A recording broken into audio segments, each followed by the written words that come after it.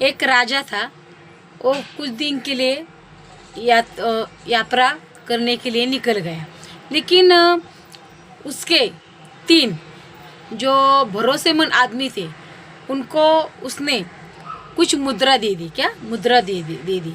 पहले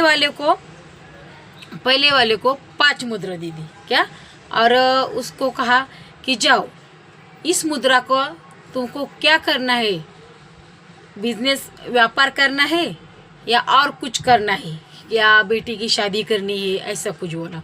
दूसरे वालों को भी उसने ऐसा ही बोला कि आपको घर के लिए चाहिए या कुछ खाने पीने का सामान मंगवाना है या आपको भी व्यापार करना है, ऐसा दूसरे वालों को बोला। तो दूसरे वाले को राजा ने 3 मुद्राएं दे दी और तीसरे वाले को भी यही बोला कि आपको खुद की शादी करनी है ना, तो तुम शादी कर लो या व्यापार कर लो। ऐसे 3 भरोसेमंद आदमी को राजा ने मुद्राएं दी। कुछ साल बाद जब यात्रा करके राजा वापस आ गया तो राजा ने तीनों भरोसेमंद आदमी को पूछा कि आपने मुद्रा का क्या किया। तो पहले वाला जो था, जिनको 5 मुद्राएं दी थी राजा ने, वो उसने कहा कि ये लो राजा जी, आपने मुझे 5 मुद्राएं दी थी ना, तो मैंने व्यापार करके 5 मुद्रा के 10 मुद्राएं की। तो राजा जी ने कहा, वाह क्या बात है, तू तो बड़ा ही अक्लमंद निकला। चलो, तो दूसरे वाले को कहा कि आजा, अब तेरा हालचाल क्या है। तो उसने कहा कि राजा जी, मैंने भी आपने 3 दी थी ना, तो मैंने भी व्यापार करके 5 बना दी। कितनी? 5। तो राजा जी ने कहा, वाह तू तो बड़ा ही होशियार है, मुझे लगता ही नहीं था तू इतना होशियार निकलेगा, लेकिन तू होशियार है, दिमाग है तेरे पास। फिर तीसरे आदमी को बोला कि आपने मुद्रा का क्या किया। तो वो बोला, राजा जी, ना मैंने शादी की, ना मैंने घर के लिए खर्चे के लिए पैसे दे, और ना ही मैंने व्यापार किया।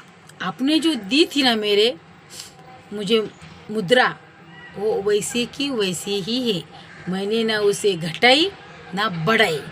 तो राजा जी ने कहा कि मंत्री जी, आप एक तीसरे वाले आदमी से वो मुद्रा भी ले लो। क्या? मुद्रा भी ले लो, और जिसके पास 10 मुद्राएं है ना, उसको दे दो।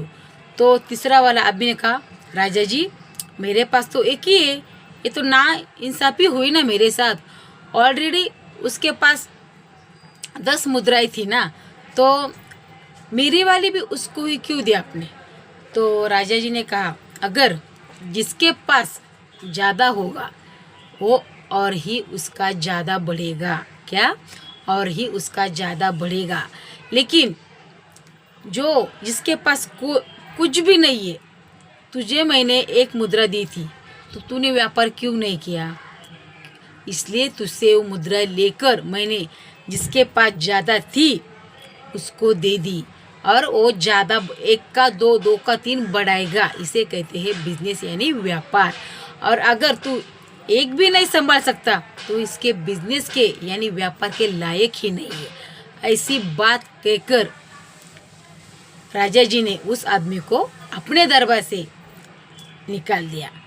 इससे आपको क्या सीख मिलती है कि आपको अगर कुछ मिलता है ना, उसका डबल कीजिए। क्या?